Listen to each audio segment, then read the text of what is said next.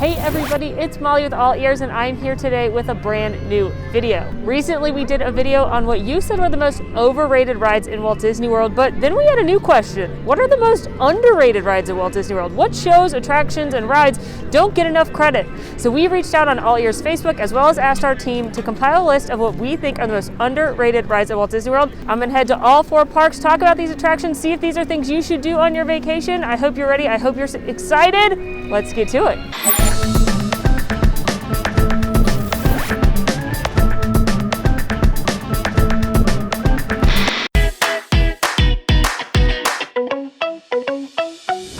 Starting things off here in the Magic Kingdom, I've got 5 attractions on my list, and I'm a big fan of all 5, so I'm excited to check them out. I'm gonna give you a hint, maybe you can guess what they are. There's 1 in Adventureland, 2 in Fantasyland, and 2 in Tomorrowland. The first attraction on my list, underrated as according to you, the Enchanted Tiki Room. A lot of you said it's totally underrated, and I totally agree. I think the Enchanted Tiki Room is such a treat, and it's historically really important. This is the first time audio animatronics were ever used in a Disney attraction over at Disneyland. These little mechanical birds were designed, and they were originally going to be in a restaurant called Tropical Serenade, where the show would happen above you and you would eat below it. But then the Imagineers and Walt decided that no one wants to eat under a bunch of birds. That could be a disaster because they'd poop. Get it? It's a joke. But for real, they decided it was going to be too much to do a dinner show because they wanted people to pay attention to these audio animatronics that they invented for this attraction. And of course, audio animatronics have gone on to be a cornerstone of Disney attractions. And they all started right here with these little birdies. Enchanted Tiki Room, so cute. Definitely underrated. Not a lot of people stop for it. I could see how if you've got a really busy day and you're trying to do a bunch of rides, maybe you wouldn't want to stop for this 10+ minute show inside, but it's got the music written by the Sherman Brothers, who did Mary Poppins, and another attraction we're going to check out in a little bit, and I think it's adorable and totally underrated. The next Magic Kingdom attraction, Mickey's PhilharMagic. If you've never seen it, this is a 3D show featuring music from some of your favorite Disney movies, such as Beauty and the Beast and The Little Mermaid and The Lion King and Aladdin. And it is so cute, and I totally agree that this is an underrated hit. Mickey's PhilharMagic is in 3D, and it's a great place, especially on a warm day, to sit down for a little bit, get about a little 15-minute break in the air conditioning while you enjoy some 3D animation of some classic characters. And what's really interesting about Mickey's PhilharMagic is that this is actually inspired by Walt's original idea for Fantasia. Fantasia was supposed to have smells, it was supposed to have sprinklers that dripped on the guests when they saw water, and it was supposed to be a lot more immersive and interactive than it actually was, which is why it actually flopped in the box office back in the 40s, because movie theaters were like, no, we're not going to spray water and have incense. Are you a crazy person? But here in Mickey's PhilharMagic, you do get to smell what you see. You do feel water when you go under the sea with Ariel, and it's really cute and really fun. And again, if you are really busy and you're doing ride, maybe sure you don't want to sit down and skip it, but I find it's a great attraction in between some of these big ticket ones. Just sit down, relax, and the whole family will enjoy it.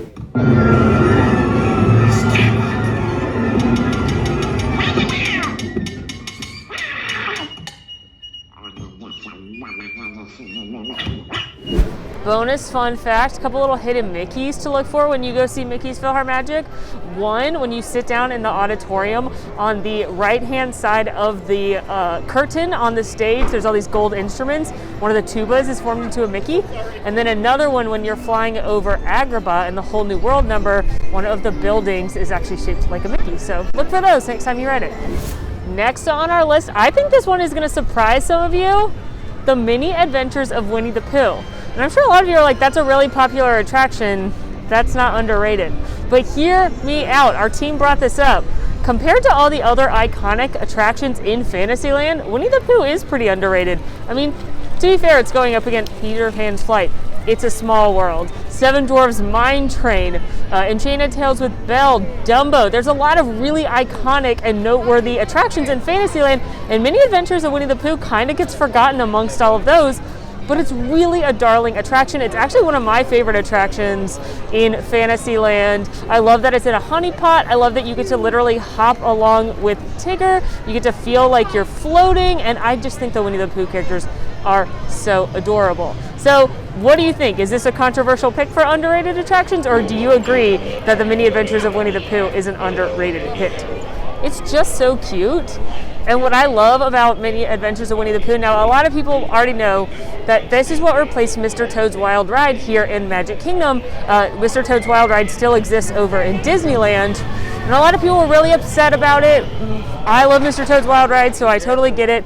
But Disney let us know that Mr. Toad was okay with it, because when you go through Owl's house, Owl is shaking hands with Mr. Toad, who's giving him the deed to the property.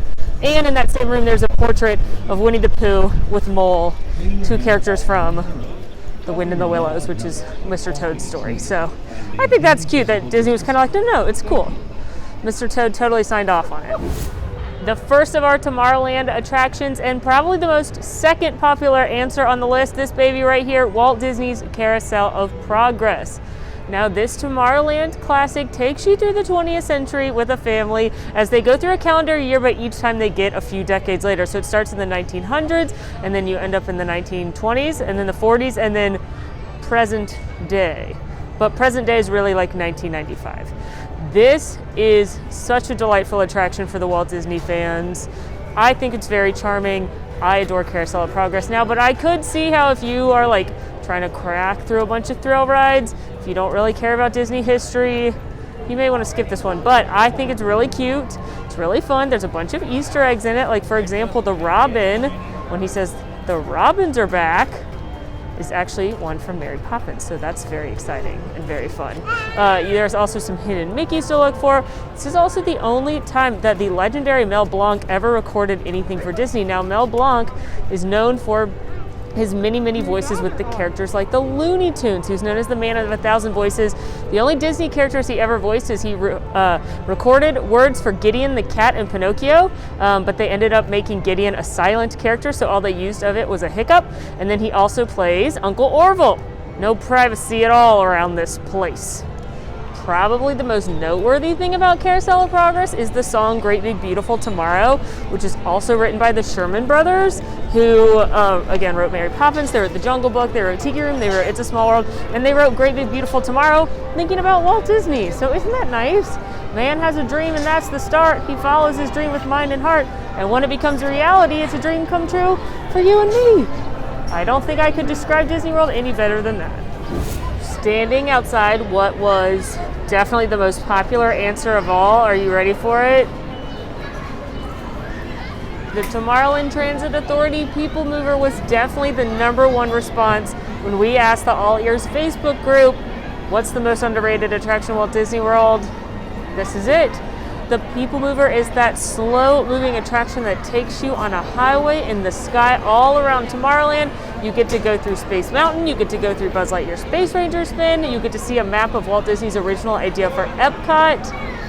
Unfortunately, it's closed right now for refurbishment. We don't know 100% when it's going to reopen, but it really is a delight. It is so relaxing. I think this may be the answer for what is the #1 most underrated attraction, because you can kick your feet up, you can sail around Tomorrowland for a few minutes, and it's really great. Hello, we have made it over to Epcot. We're going to talk about 4 attractions here that you said make the underrated list, and I gotta say I agree. Let's go. Quite possibly, actually, without a doubt, my favorite on the underrated list here at Epcot is the Seas with Nemo and Friends. It's such a cute attraction. It takes you through the aquariums, and then you end in the sea base where you can see all kinds of creatures like my friend Mr. Eel, dolphins, fish, sharks, rays. Super fun. It usually doesn't have a long line. Even when the park's really busy, it won't be more than maybe 30 minutes. And it's just adorable, even if you're not a huge Finding Nemo fan, which it's not one of my favorites, but I love this attraction because I love the sea base and the cute little activity that you can do in the sea base. So even if you're an adult, I think you'll have fun in this one, especially if you go check out the animals afterwards. the next attraction here at Epcot, Living with the Land, here inside the Land Pavilion. This was one of the most suggested ones when I reached out on Facebook for underrated attractions. You guys love it, and I don't blame you. I love it too. It is a slow-moving boat ride through the greenhouses here at Epcot, where you learn about gardening in the land and some technology advancements they're making. Well, at least they've been making since this ride opened, it feels like. That aquaponic pond has been there for a while. But the reason I love Living with the Land, it's super relaxing, it's super pretty, and a lot of this produce that you can see in the greenhouses, they actually serve here at Walt Disney World, both in the Land Pavilion at Sunshine Seasons and the Garden Grill up there, as well as other places around Walt Disney World. And so I think it's really cool that you can see like, oh look, there's lettuce, and now I'm eating lettuce in this salad. How neat is that? So for me, this is probably not a must-do, but a very, very nice to do when I'm here at Epcot. Definitely one of the most underrated attractions in Epcot is right inside here in the Mexico Pavilion. That's right, I'm talking about Grand Fiesta Tour with the three Caballeros, Donald, Jose, and Panchito. Now this is a slow-moving boat ride that currently right now Epcot usually has a pretty long line to get just into the pyramid, especially on the weekends. I wouldn't recommend waiting like more than 30 minutes to ride this ride. Maybe not even that. But I would recommend waiting 30 minutes to get in the pyramid, riding the ride, which usually doesn't have that long of a line, and also a margarita from La Cava del Tequila. But for real, this is a very cute attraction. It's very relaxing, and the animatronics are really cool, and they're very old that they repurposed for this attraction. So definitely very cute. A lot of you said it's an underrated classic. I gotta agree. All that said, if they turn that into a Coco ride that's been rumored, I would not be mad about it. Next up on my underrated list, this one right here, the American Adventure. This may actually be the most underrated one on the whole list at Epcot, maybe the whole list in general. That's a bold claim, but it's definitely the most underrated one here at Epcot. The American Adventure is about a 30-minute stage show with incredible animatronics, and they tell the tale of America, as you probably could have guessed by the title. Now, it is one I definitely don't think younger kids are going to really appreciate, but your older kids, your teenagers who are learning American history in school, your adults, your grandparents, you're going to enjoy this one. One, the animatronics are so cool. Like, one of them literally walks upstairs, and it blows my mind. And two, it's just a really good show. It's got good music, and it's 30 minutes in the air conditioning, which you cannot beat that either. So not a must-do for most people, but if you are looking for something to relax at, something to sit down at, I love the American Adventure, and I would recommend it over some of the other sit-down things like the films and such here in Epcot. So what do you think? Do you have a favorite animatronic? Definitely drop that in the comments. We have made it to Hollywood Studios on our underrated attractions at Walt Disney World quest. We've got 3 things on the list here. These are great attractions here at Hollywood Studios that not a lot of people take advantage of, which I totally think you should because there's so many big heavy hitter rides. You need some stuff to fill in between those exciting attractions. So let's go to it. Muppet Vision 3D. I love it. You love it. Who doesn't love the Muppets? I don't trust anyone that doesn't love the Muppets because they are delightful. So Muppet Vision 3D, if you've never been, is a short 3D movie featuring Kermit and his Piggy and Gonzo and Sam Eagle and all of your favorites. It is hysterical. I laugh every single time. The pre-show is hilarious too. It's a great way to beat the heat. It's a great way to relax. Now, I will say, right now, because of the limited capacity, it does get a little bit of a longer line because they can only load a very small amount of the theater. So keep that in mind. It may be a little bit longer wait than you're used to, but it is such a great show. And honestly, if they ever say they're tearing this down, I will chain myself to the door. It's so funny. Possibly the most important one on the list is right here, Walt Disney Presents. Now, a lot of people don't go in there, especially not now that there's not characters in there. Walt Disney Presents is an exhibit all about the man who started all of this, Walt Disney, of course, and it has some really cool models and props and some fun facts you can learn. They also have a video in there, a short video about Walt called One Man's Dream. It's narrated by Julie Andrews. It's fabulous, and I adore it in there. So let's go take a look. Hey, Walt. How are you, buddy? Thanks for working on all this. Really made a lot of people happy. It starts with all these awesome photos of Walt Disney. Here's an interesting fact. They photoshopped out the cigarettes or cropped the cigarettes out of Walt's fingers in a lot of these pictures. Walt was an avid smoker, as were many back in the day, but he did unfortunately die of lung cancer, so I think that's probably why they did that.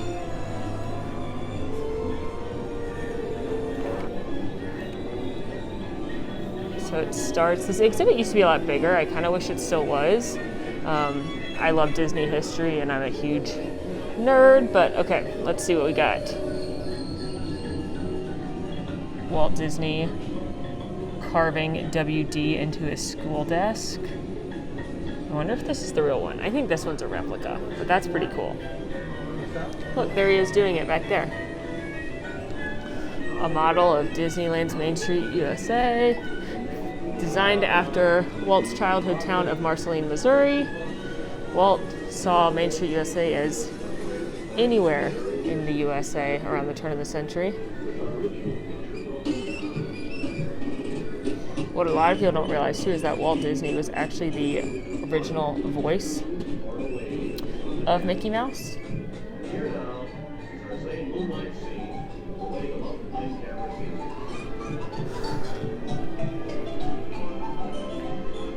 And Oswald the Lucky Rabbit was Walt's original cartoon success, but through a contract loophole, Universal Pictures actually stole Oswald, because as you can see, Universal was presenting Oswald, and they ended up getting the rights to the character. So on the train ride back from New York, where he had this disastrous meeting where he learned about Oswald being taken, back to Hollywood, where he was very scared to tell his brother and his team that he lost Oswald, that's when he thought of Mickey Mouse, and he drew him on the train. It's our same moonlight scene, the way the multiplane camera sees. Also in here, he's got some little statues. Oh wow, this is an actual sketch from Flowers and Trees, because it says it's from the Archives collection. That's pretty amazing. Wow. That's amazing. 1932. How to take a painting Wow. and make it behave like a real piece of scenery under the camera. This is my favorite thing in here. They show you how to do the Different vertical elements in the camera. scene were separated according to their varying distances from the viewer. With our original picture broken down in this manner, it is possible to control the relative speed with which each individual part of it moves to or away from the camera. They invented this camera, And which here is what now made them is our same make moonlight realistic scene, the way the animation multiplane sets. camera sees it. It's amazing. The technology that the Disney company created is absolutely incredible. As you continue through the exhibit, you learn a little bit more about trains, which Walt Disney loved trains. That's why there's a train in every Magic Kingdom style park around the world. We go into learning about Disneyland and how that was developed. Mickey Mouse Clubhouse. Look at this. Look at this stuff. This is amazing.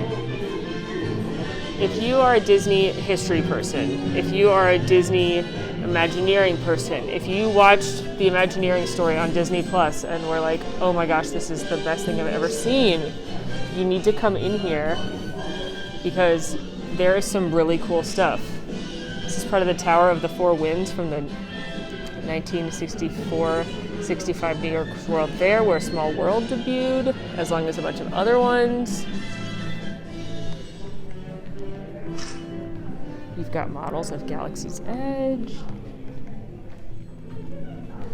And what I love down here is they have different costumes that rotate out that were actually used in movies. So this is actually a Captain Jack. Over there is stuff from The Descendants, and right here are costumes from the new release of Mulan. Now here's the theater where you can see that One Man's Dream show I was talking about, or sometimes when they have previews, they'll do extended previews of movies, Marvel, Disney, etc. before they come out, so you may get a little sneak peek. I watched a sneak peek of Onward in here, of Mulan, of some Marvel movies. I actually think this is the coolest thing in here. This is an audio animatronic, obviously, of President Lincoln that was used at the 64-65 World's Fair for Great Moments with Mr. Lincoln, which was the predecessor to the Hall of Presidents Abraham Lincoln was Walt Disney's favorite president. But look at, this is the control panel for him. And here's the audio animatronic. And this was the first human audio animatronic that they made. Before that, they had made birds for the Tiki Room. But isn't this amazing? It's amazing. You don't have to stay for the video if you don't want to spend that long, but it is a nice break. It's a nice place to sit, it's quiet. It's a great little video, and I think you should stay for it. But if they're doing a movie preview you don't care about or something, you can always just go through the exhibit. And I think it's amazing. I mean, the Lincoln animatronic, some of those models, drawing some flower and trees, amazing. And definitely worth a visit. My first attraction here at Disney's Hollywood Studios that makes it on the most underrated list, for the first time in forever, a Frozen sing-along TM. I actually adore this show, and I'd never seen it until I was making a video about all the different entertainment at Hollywood Studios. Remember entertainment? Anyway, so this is one of the only shows that's happening right now. It is a modified version, but it is so fun. 2 Arendelle historians are telling the story of Frozen. There's appearances by Anna and Elsa and Kristoff, and it is hilarious. Like, I don't mean just like, haha, your kids are gonna laugh. Like, adults, you're gonna laugh because there's adult humor thrown in. The historians ad-lib a bunch of stuff, so it's different every time you go. Plus, you get to sing along, and I say it every time, but like, I don't care who you are, you like the song Let It Go. I just know you do. So this is a great one, especially if you've got little ones that like Frozen, if you want a little break from the heat, if you want to sit down for a little bit, catch a show in between all the long lines here at Hollywood Studios. For the first time forever, a Frozen sing-along, TM. I adore it, and not a lot of people know to come check it out. Guess what? I've made it to Disney's Animal Kingdom. Time to check out a few underrated attractions here. These are probably my favorite on the list because these are ones that I do a lot. These are some of my favorite things, most underrated things in all of Disney World, so I'm excited to share them with you in this video. Spoiler alert, animals are incoming. Another great underrated attraction, rather an underrated land, Rafiki's Planet Watch. This 3-part experience, actually it's probably more than 3 parts when you start counting them, is super fun, and you can catch the train, experience 1, right here in Africa. The train actually takes you backstage up to Rafiki's Planet Watch, where you can see, when you're on the train, maybe you'll see some elephants, maybe you'll see an ostrich, maybe you'll see a baby rhino. I've seen all of those things just on the train alone, plus kids love trains. Then once you get up there, there's a couple different things you can do. There's a bunch of wildlife habitats that you can look at. There's a bunch of the Wilderness Explorer Station. There's the affection section where you can go pet goats and sheep, and it's awesome. There's also inside the vet area, so you might actually see an animal getting a procedure done. They've also got a couple other animal exhibits up there, some smaller animals like reptiles and amphibians. You can learn about what the animals eat, and my favorite part of all, the animation experience. Here, a Disney character artist is going to teach you how to draw a Disney animal character in about 25-30 minutes. Super fun. I've drawn Scar, I've drawn Simba, I've drawn Timon, I've drawn Shere Khan. Super great. Older kids and adults, I think this is really fun. And not a lot of people go up to Rafiki's Planet Watch, so I say check it out. Now, it's maybe not a must-do for me as much as the animal trails, because those are pretty quick. Those are convenient. It is like a little bit more of a commitment because you do have to wait for the train to get on up there. But if you've got the time, I really enjoy Rafiki's Planet Watch, especially petting goats and drawing characters. This just might be my favorite thing on this whole video, and it's the animal trails here at Disney's Animal Kingdom. A lot of people come here and don't realize there's walking trails that you can do around the park and take a look at some animals you're not going to see otherwise. Here in Africa, you've got the Gorilla Falls Exploration Trail where you can see hippos underwater, get a closer look at the okapi. There's lots of birds, gorillas, baby gorilla, big gorilla.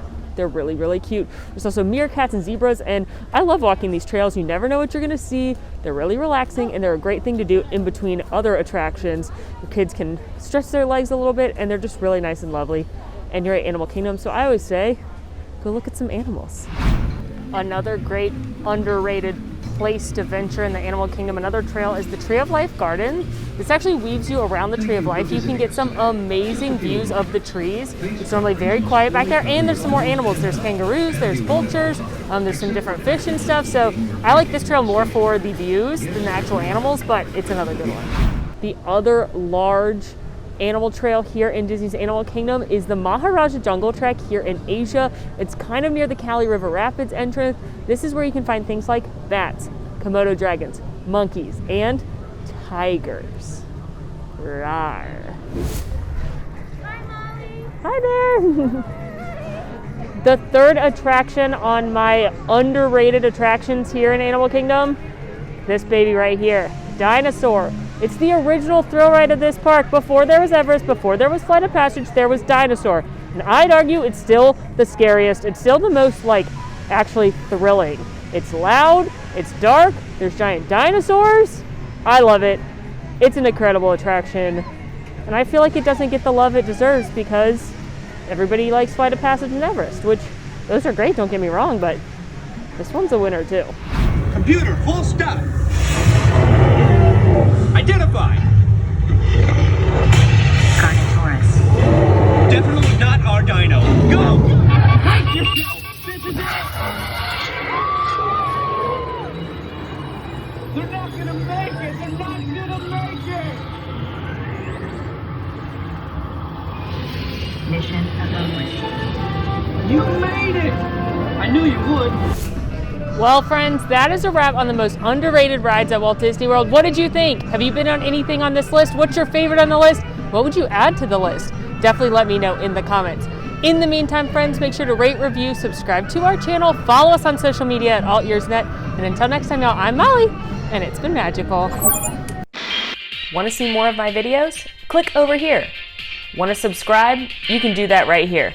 And also, ring that notification bell to make sure you get instantly notified anytime we post a new video. Thanks for following. See you real soon.